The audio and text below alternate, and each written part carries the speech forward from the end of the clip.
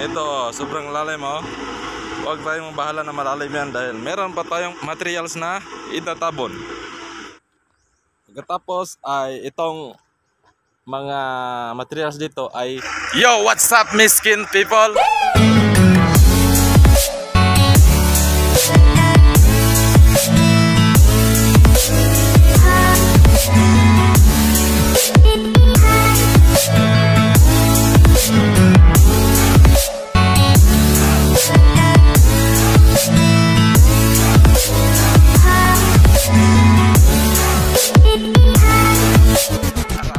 Ituturo ko sa inyo kung paano mag-final sa shouldering. Ito, kailangan i-final dahil kita nyo, nakaumbok. Dapat mag-level yan. Level dito mula sa edge ng simento, tapos may slope doon. Mula dyan, 1.5. Mag-down dito sa dulo. Pagdating ng 1.5, mag-down ng 3 cm para yung tubig diretsong dadaloy. Alright, let's go! First step ay i-adjust natin ang blade sa posisyon na payoko gamit ng mahiwagang pipe wrench.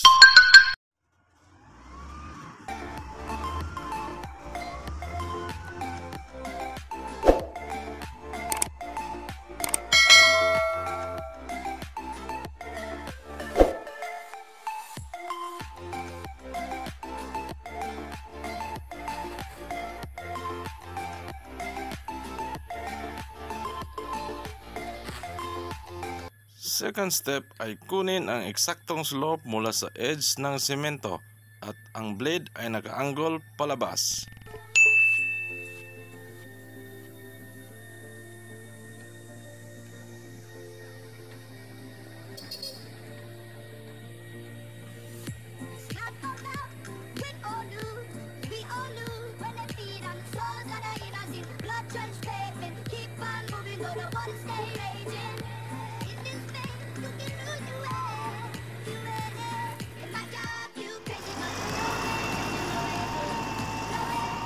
Third step ay kunin ang materials na nakaumbok sa labas at ipasok sa loob.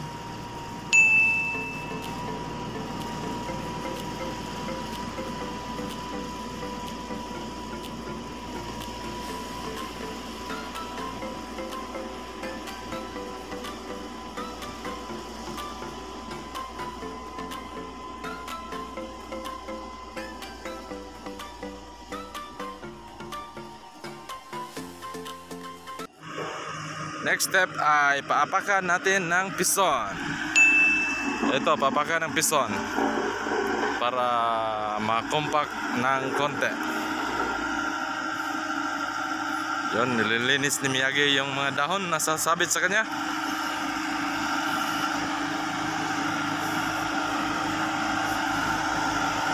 Listen rin to.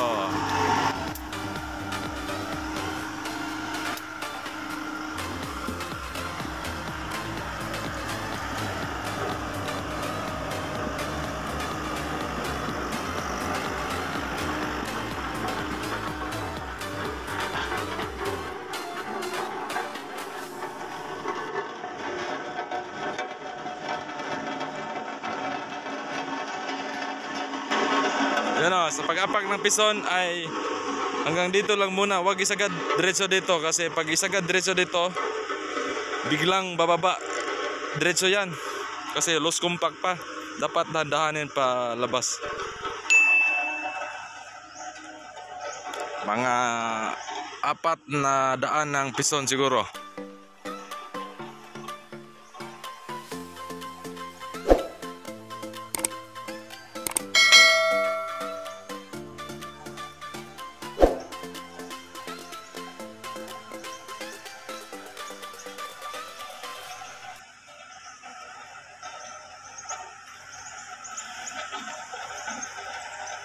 Yan. Unti-unti niyang pinalabas dito. Pero hindi niya sinagad.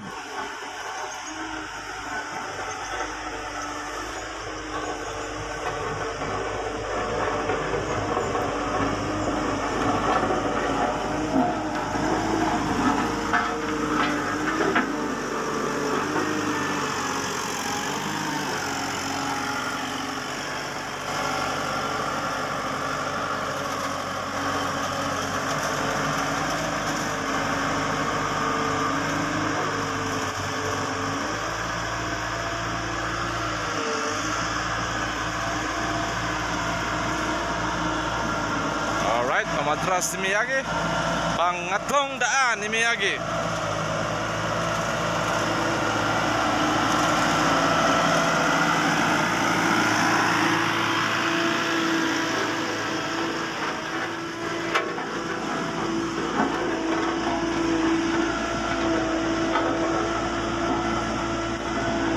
Ito, sobrang lalim oh. Huwag tayong mabahala na malalim yan dahil meron pa tayong materials na itatabon. Alright, bumalik na si Miyagi, pang-apat na beses na daan sa ating shouldering. Sinagad na ni Miyagi dito sa gilid.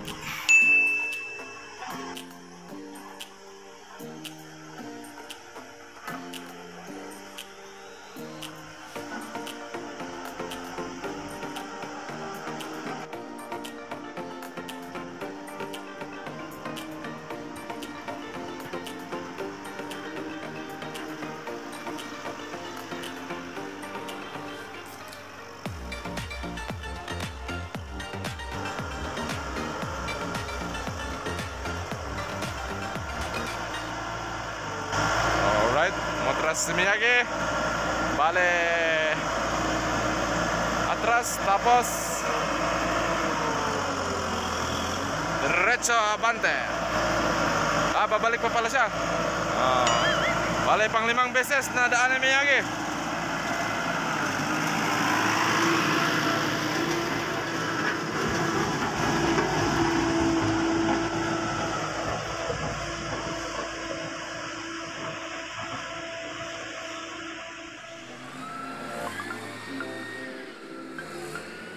Last step ay ibalik sa labas ang mga materials na nasa loob para pantabon sa mga butas-butas.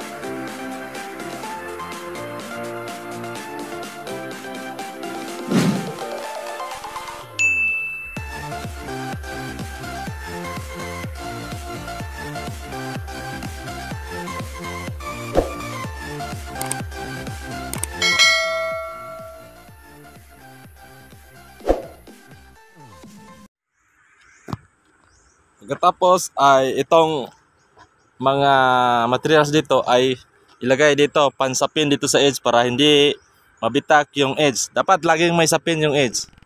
Right?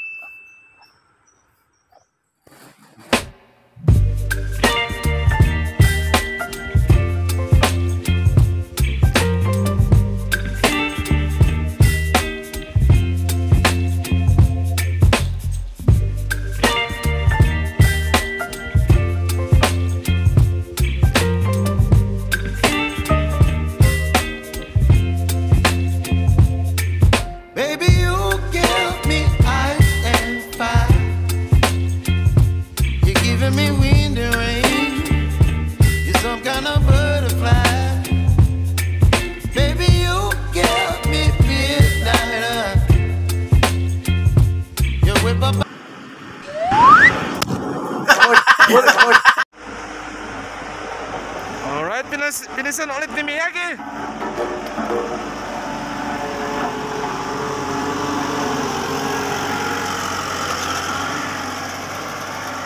Ganon ulit sa pagbison, hindi isagad.